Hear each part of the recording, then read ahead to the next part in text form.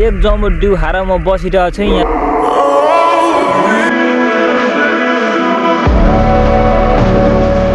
तपाईहरुलाई चाहिँ म हैन एउटा अचम्मलाग्दो कुराहरु देखाउन गइरहेको छु गाइजहरु, हेर्नु होला है के। यहाँ चाहिँ यस्तो राम्रो कुराहरु मैले देखेको यहाँ चाहिँ हैन। यो चाहिँ कसरी भएको यो चाहिँ एकदम सम्भवै छैन हैन।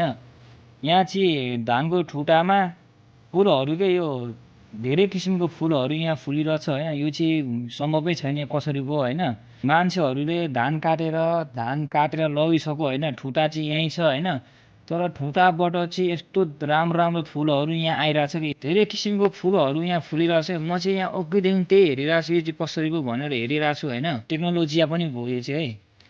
कसरी भयो यो चाहिँ के धानको ठुटाबाट यस्तो राम्रो राम्रो फुलहरु निक्लिरहेछ के। पुरै फुलिरहेछ फुलहरु पनि राम्रो राम्रो हैन। यो फुल फेरि हतपत जहाँ पाए त्यहीँ पनि पाउँदैन हैन। तर यहाँ चाहिँ यस्तो के धानको ठुटाबाट कसरी फुल आयो के यो आम्मामा।